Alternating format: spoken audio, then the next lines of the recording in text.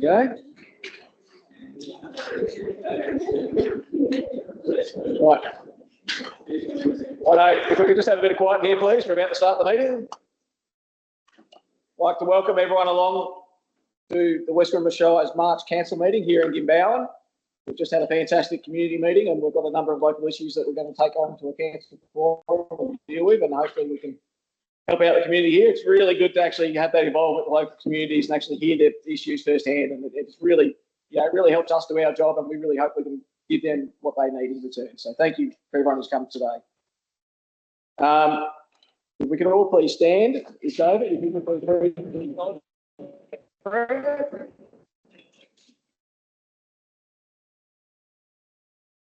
Our council acknowledges the traditional custodians of the land on which we live and pays respect to the elders past, present and emerging. Let us pray. Almighty God, we humbly ask your blessing on this council. Guide and prosper our decisions to the advancement of your glory and the true welfare of the people. Amen.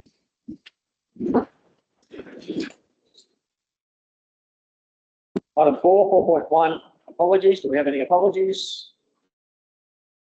The only apologies is the executive leadership team. James that's on leave, Brendan, and James that's in the two directors. Thank you. We have no leave of absence. Does anyone have any declarations of conflicts of interest from any item on the agenda? If not, we'll move to item 5.1, written questions on notice. Have we received any written questions? Move to item 5.2, questions from the gallery. We have a recommendation to suspend standing orders. Everyone prepared to move that? Moved by Councillor Hicks, seconded by Councillor Hobbs. All in favour? That is carried. Right, we'll go to the gallery. We've already had the community forum, so we've already had a few questions already. But if anyone in the gallery would like to ask any questions, you may ask up to 2 questions. It needs to be a question. Please state your name and where you're from when you ask a question, please. Does anyone have any questions? I'm Jeff Dodson and I'm living in Ivor, opposite the common, where you're now thinking about putting some buildings. And my question here is, does the West Wimmera Shire Council always start off by trying to hide what they're doing, or is this a special thing, this Kelly Street, Patterson Street thing? I think the West Wimmera Shire has always been fairly transparent, fairly open, letting people know that we want to build more housing. I think land that is zoned as residential, it shouldn't be a great surprise that one day people might want to build houses on it. Is it all here? Yeah, and there was an emergency going on here. We only had a short time to get this green filled out and back in to be eligible for it. So the council was under pressure when they did the green application. I understand and I accept that. But at the same time, some weeks before we got notified that there might be something going on, there was a bloke over there doing compaction tests, things that no one has a clue why they were there and what's going on. And since we've spoken to you, there's been a surveyor there that doesn't seem to understand there's a drain running right through there. So it seems like it's full speed ahead to me. And still no one really knows, whether it's the ideal place to be doing such a thing. Council undertakes investigative works everywhere. It's impossible task to inform every single person in the council what work we are doing on any given day. That's just unreasonable. I didn't hear a question in that statement, but what was the question? Understand that. Okay. Charlie, you've got your asking to say something? I'm inquiring about the progress with the building of the men's shed in Penida. Some 10 years ago, Rotary purchased the building and bequeathed it to the Shire. It's now a Shire asset. As long as there's a men's shed there, they're allowed to occupy the place. 5 to 6 years ago, we put in for a building permit and got a grant from the Victorian State Government that we haven't spent.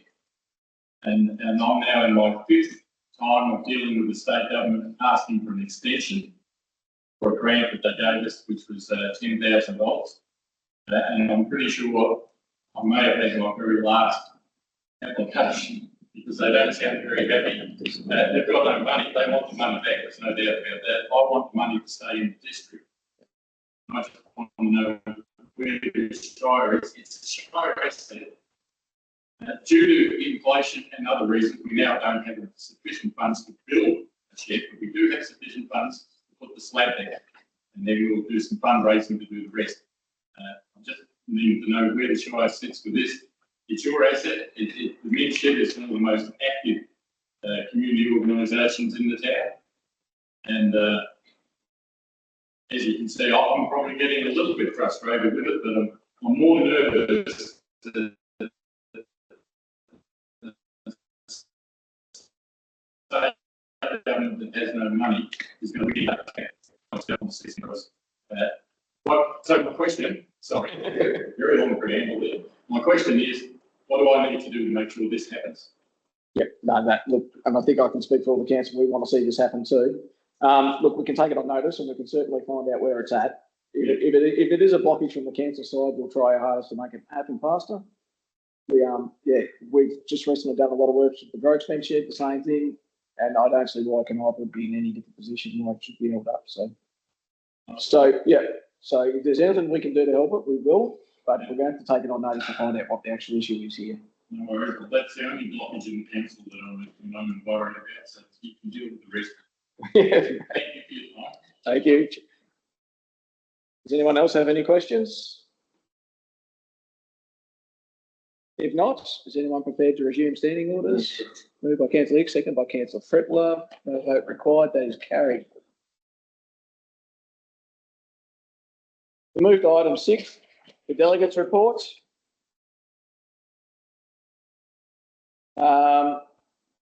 So over the last month, we've had a number of workshops where we've begun our work on our budgets. Well, we looked at a number of our annual plan and a master plan.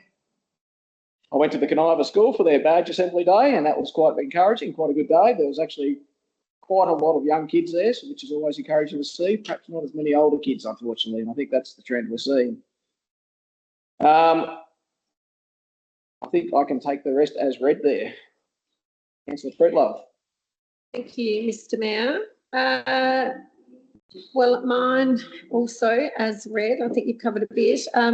We also had the Audit and Risk Committee meeting.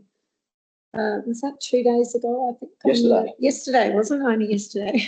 So the 18th, where we welcomed a new chair, Richard, and we also had our new financial officer there, Dalton, that we've welcomed to West Wimmera. And also, I guess I'd like to thank you all for your questions and the forum we had earlier, because I found that really valuable. It was a really good, robust, good conversation, and I hope we can, I'm not going to say deliver any promises, but follow some things up and see what we can do, because that's why we come out to the community. So thank you all for attending and just having that good chat. Thank you. Councillor Hicks. I always say a short good meeting. As read, Mr. Mayor. No worries. Councillor Hobbs. Yes, so I've done 3 councillor catch-up / pop-in chat, one in Garut, Kaniva and Edenhope this month, and they are going very well. Also attended the Anne Webster meeting. And I'd just like to congratulate Lucinda Smith from Garut. I heard her speak at the Wimmera Agricultural Society's gala dinner, and she was brilliant. If you do get a chance, have listened to that live stream. In particular, Kay Bovey from Kaniva also delivered she was a keynote speaker and she spoke very well.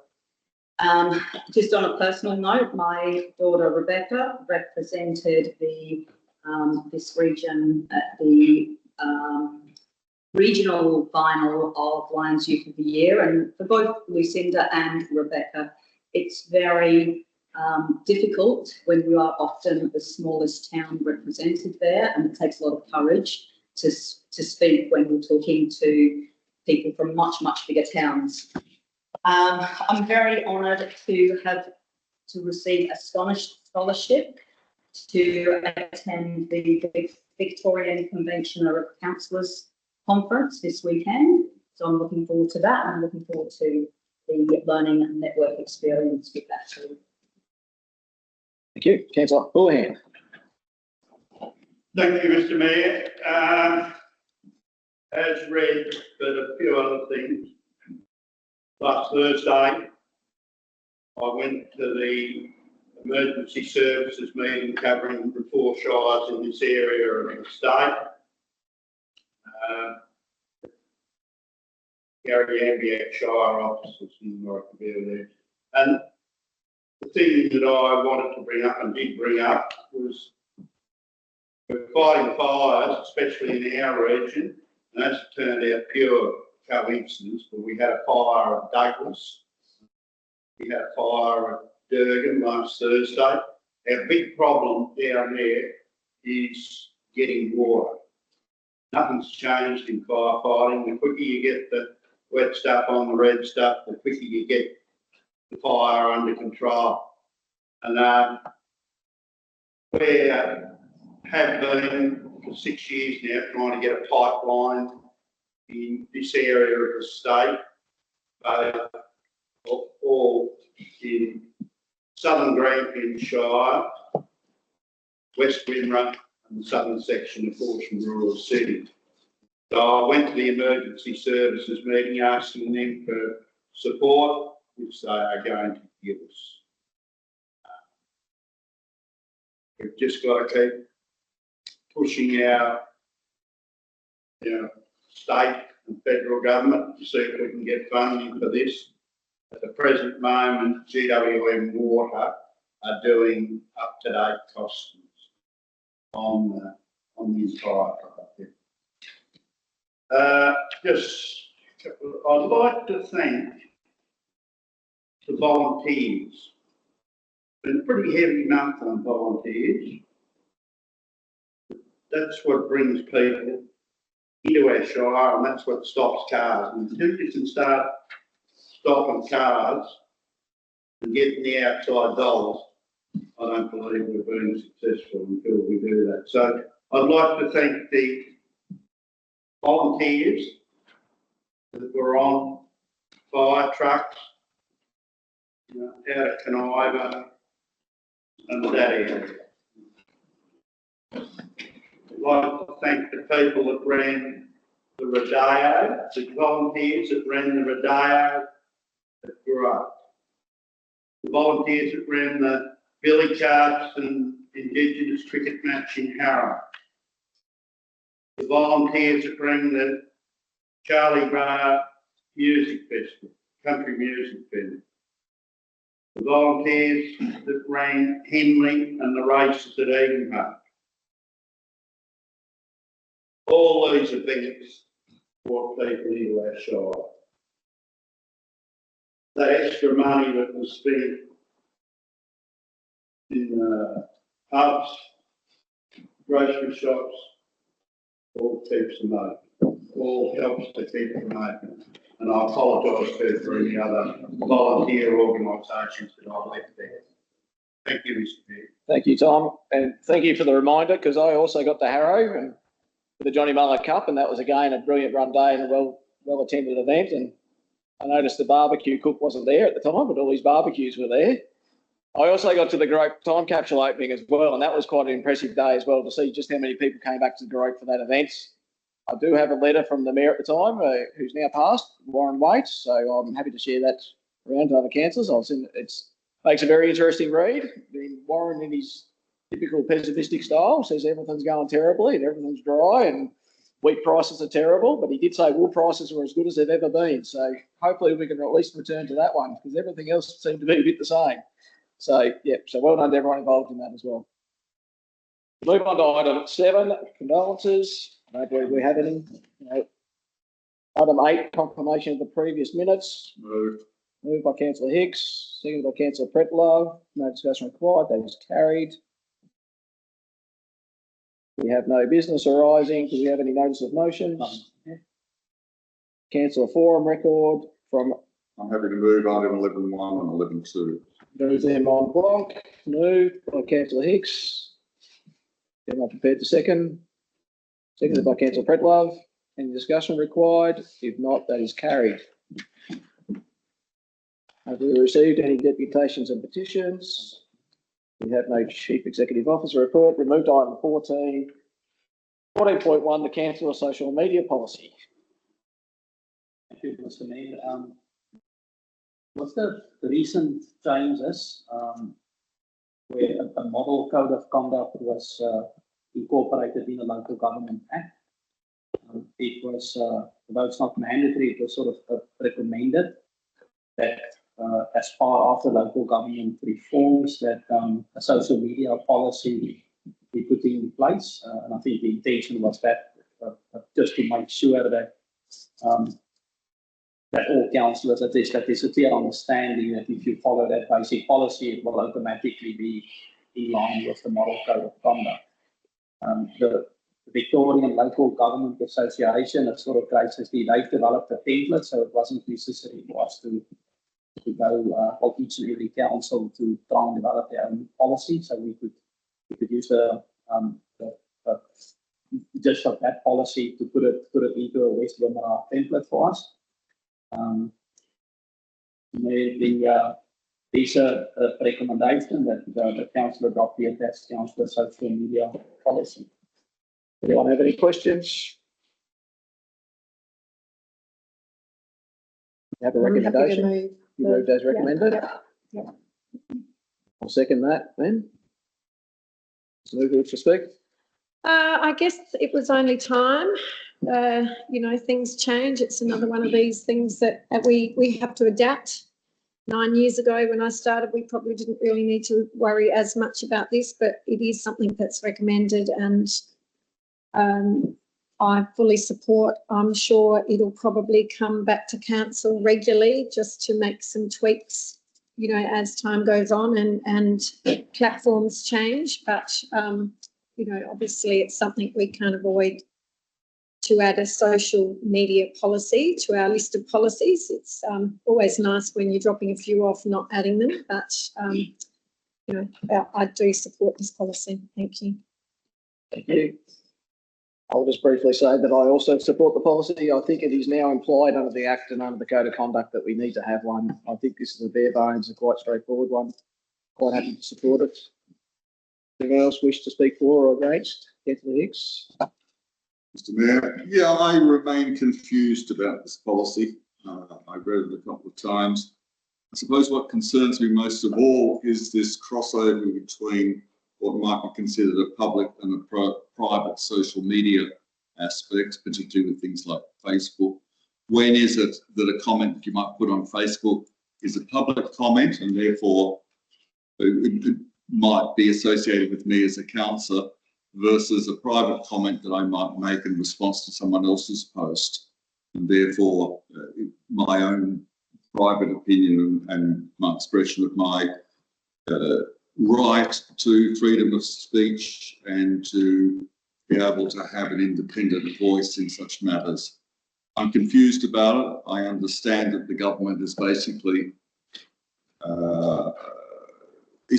compelling council to adopt a policy along these lines. Never really like being told by government what to do when I'm not happy with the way they're pushing it. So I remain confused, try and deconfuse myself in the next 30 seconds. But I just don't know the policy. That's all, folks. So, looking up other councils, I haven't actually seen other councils which have a councillor social media policy. What I'm finding is a council social media policy which includes a chunk around a councillor social media policy. Now, I do want to say that the best part about that is the first part, which says that it is about strengthening community engagement, fostering transparency and trust, providing a trusted voice in the social media environment, and a few other things. And that first paragraph is excellent. And that is also my digital media, which has been encouraged through a 12-month intense training prior to coming on council. That was certainly what was, spoken about, and is what I intend to do. I think the problem with this particular policy is it is over the top. It is 8 pages, whereas it could be 2. The other thing is that just, even though I don't have a heap of followers and, it's not necessarily about that, it is highly recommended. But when we are in such a large geographical area, such as this, and particularly if we're trying to engage in audiences that are under the age of 40, we really do need to look at, councillors need to be looking at, in my opinion, social media, because there are certain things that I can cover that maybe is not relevant to council, or it's not being covered by our local media. And some of the stats, like I've had 24,000 visits just in the last 90 days, 18,000 plays on those videos. But being able to, give people like Lucinda Smith a voice just recently and share her story that would otherwise have been missed by local media. Looking at things like the Baroque Library and the open access and trying to, encourage people to fill that survey in. Things like the fire levy, the Baroque School crossing. A video is where it's at. People, unfortunately, are not reading these days, and social media, I think, is absolutely essential. So yes, I am supportive of it, but not this particular policy. I think we need to have a proper councillor social media policy. And, there's a lot of negative media all the time. And that's where, if you can sort of like portray, you won't get people wanting to invest in these communities if all they hear is negative voices. But as I said, my social media, my digital media, all follows best practice.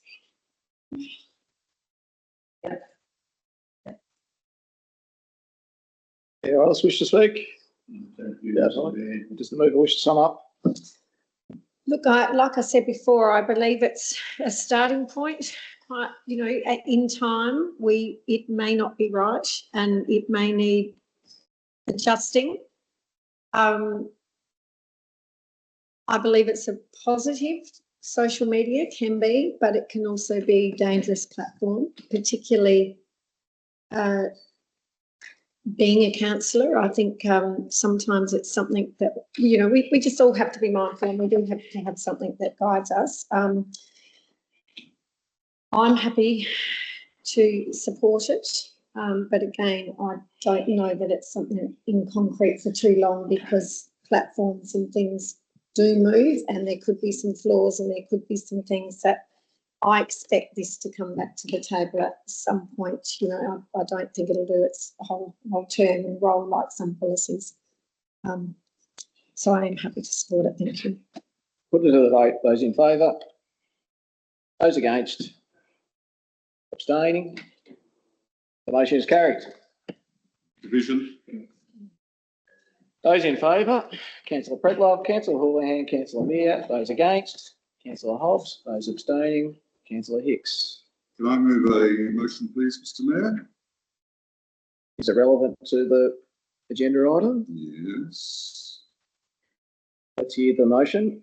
I'd like to move a motion that council revisit this policy no later than the November 2025 council meeting, and in particular review our current policy in regard to other councils who've adopted a social media policy.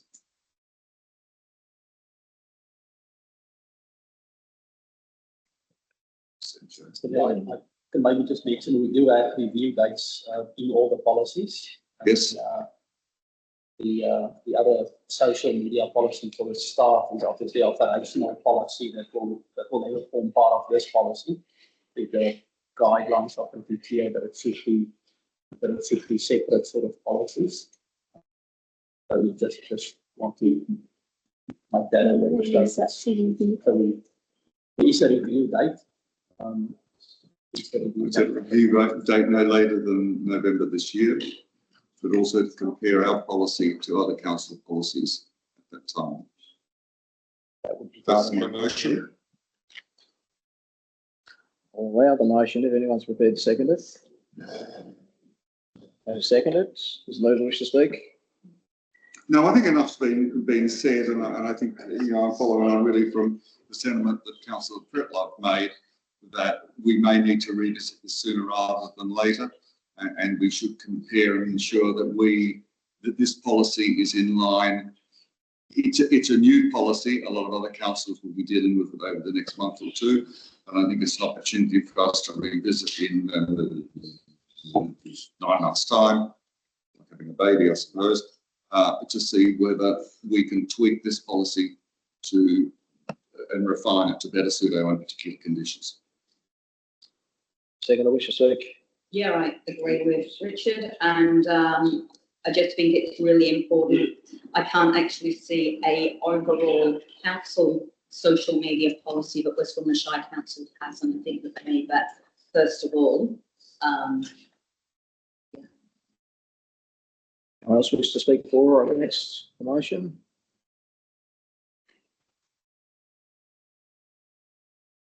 No further discussion is required. We'll put it to the vote. Those in favour? Those against? Abstaining? That is carried.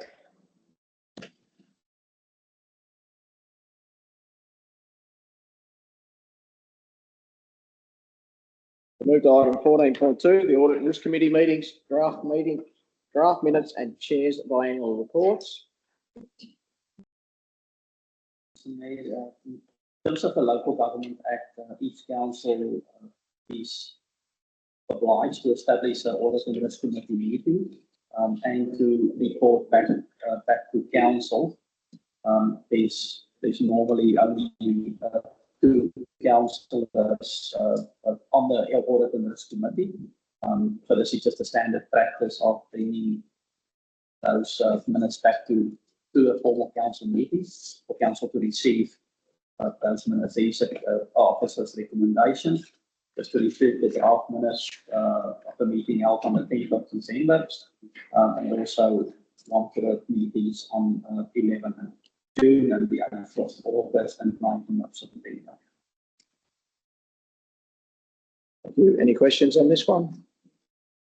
If not, we have a recommendation. I'm happy to move. Second. Moved and seconded as recommended. Yep. Is there any discussion required? I don't think so. Put to the vote then, all in favour? That is carried. Move to 14.3, Eden Hope and District Community Centre Community Financial Contribution. The purpose of this report is just to inform councillors of the current status of the community donations that was received, so during the construction of the Eden Hope and District Community Centre, and then also specifically to seek a resolution to write off an outstanding amount owing by that group, or in practice the community. The report provides the detail that work was finalised sort of long ago. The community is no longer active, and there is an officer recommendation for council to write off that amount of 11,151.59 owed to council by that Eden Hope Development Project Advisory Group on behalf of the community. Are there any questions? Councillor Hawley? On the motion. Yep. I move that Shire lobbying speak to all volunteer organisations in Eden Hope in an attempt to recover $11,959.30. Is anyone prepared to second that motion? I will allow subsequent motions. Like to move a subsequent motion if that one fails. Just we'll give it a second first if anyone's prepared to second it. If not, the motion lapses. It's lapsed. Move the motion as presented by the officer that the council write off the amount of $11,151.59, not to be missed, It's been owed to council by the Eden Hope Hall Development Project Advisory Group on behalf of the community. Second that. Seconded. Does the mover wish to speak? Yeah, I do. You know, I think it's very disappointing when council has to deal with an item such as this. At the time when the Eden Hope Hall was, the redevelopment of the Eden Hope Hall was discussed by council, and we went through the process of developing the plans with community consultation. The community undertook an obligation to do fundraising and have a community contribution towards the overall cost of the hall. I'm disappointed that in the 3 years since the hall's been completed, that there's really been no concerted effort on behalf of the community in general to write off this debt. Certainly there are individuals within the Eden Hope community who've been very generous in the support of the hall in terms of getting the debt down, and they should be commended. But overall, when you've got a community of 700 or 800 people and they can't raise $11,000, that's $15 per head to cover a debt which they committed to on behalf of their community, and council took that obligation or that promise at face value. It's a pretty poor indictment, I believe, on the community, and doesn't reflect well in future projects which that community may ask council for council support. We want council support, and we're very welcome and willing to support community activity, but it's a two-way deal. You make a promise, you keep your promise, as will council. And in this case, the promise hasn't been kept. I think the debt should be written off. It's been hanging around way too long, but I don't believe council should be obliged on every occasion to pick up debts that haven't been appropriately honoured. Thank you, Mr. Mayor. Second, I wish to speak.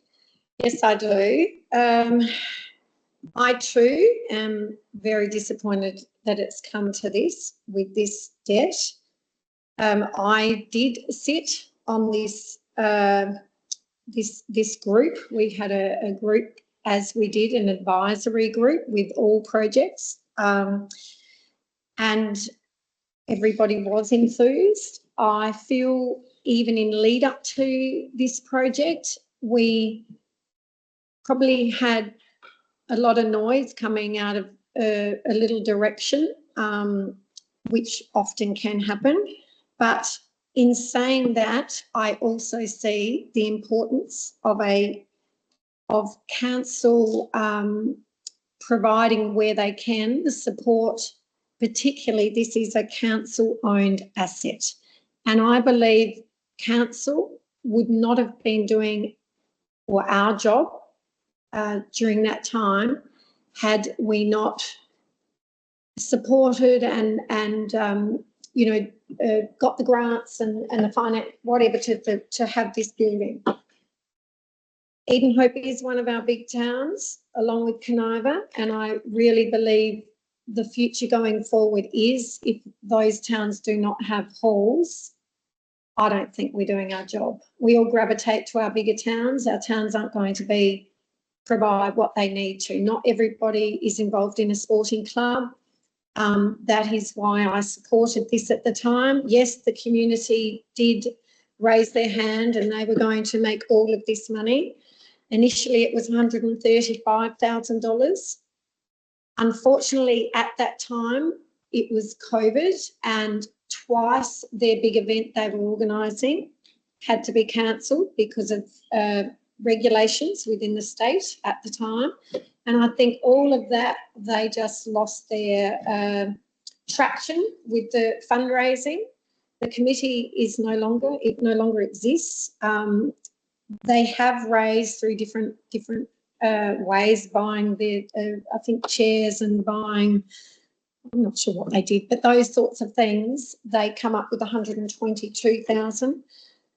I just believe in the circumstances, we just have to move forward as council. We have to write off this amount, unfortunately. I believe the community probably moved on. We've got other things going on with their community groups, like the change room facilities, where the Eden Hope community are having to pony up $300,000. I just think this type of thing, to ask any more, where do we go? It's just not going to happen. I look at that hall. If we had to build it today, it would cost a lot more than what it built. I think we made the right decision. We've got that part of our shire has a wonderful facility. I've been to several events there, several funerals, and I think it's doing everything that council intended it to do. And like I say, if it wasn't a council-owned asset, I probably wouldn't feel like this, but I believe that it's something that unfortunately we just have to pick up. And today we have structures and policies in place now that when we're supporting community groups, we can't really get caught. We ask for the money beforehand. We've got policies that cover all of that, and things get set aside. So we before we even apply for grants, we actually know whether this community group can, back and have their portion of money to support the project. So I don't have concerns going forward with that, and I'm happy to support this and just move on. Thank you. You just snuck in the 3 minutes there. Oh, did I? You were timing. Very much fine, me. Councillor Hoyhan. Yeah, I'd like to speak to this motion. Yep. Yeah. If we're creating a situation here where the Harrow Hall, the Inbound Hall and the Growth Hall getting low on finance, and then to follow the steps of what Eden Hope took. I chaired the first meeting, Jodie, if you might remember, in the old Eden Hope Hall in relation to the rebuilding of the hall. The Eden Hope Building Committee, the Eden Hope Hall Committee came to the Shire. Look, we're struggling for money. Will you take the hall away? That's what's happened. The hall was taken over by the Shire. To be left with the debt, this money is saying to the other halls around, and I'll just use the example of Harrow, Inbound, when we're finding it hard going, we're getting low on finances, go to the Shire and they'll take the hall. Oh, I can't take it. Does anyone else wish to speak for or against? I don't speak for this. I do think, I appreciate what you're saying, Tom, but as Councillor Jodie Lopes just said, there are policies in place now, and they actually did have, but I think this was in the middle of COVID, they did have that gala dinner as their big fundraising event planned. It was incredibly unfortunate when that gets cancelled. There has been a lot of stress on those people on the committee with this whole hall. And also I just want to pick up on something else that Tom said, because the biggest problem with the Eden Hope Hall, from what I can see, is there aren't those volunteer groups. I don't believe there are volunteer groups utilising that hall. And I'm just wondering whether or not, like, to hire a hall, $500 a weekend, I just can't see those higher costs being promoted. I think that's obviously impacting on, I don't know what the rest of the fee structure is, but I just think the Eden Hope and District Community Hub social media page, which is run by council, and, I guess there's other local community members that are also administrators of that, could be better used to promote it, because it would be nice to see that hall better used than what it is. I'll just make one quick comment saying we have very little choice to write this debt off. but I will express my utter disappointment.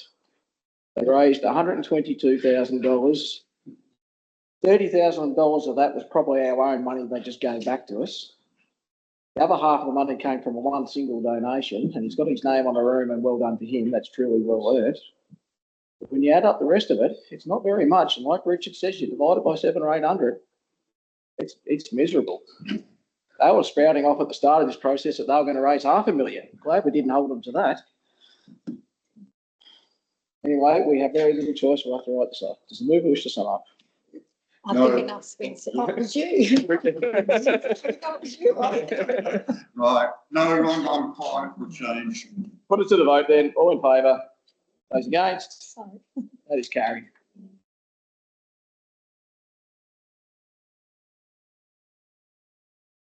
Item 15.1, the asset management policy and asset management strategy review. Thank you, Mr. Mayor. The policy and strategy for assets is up for renewal.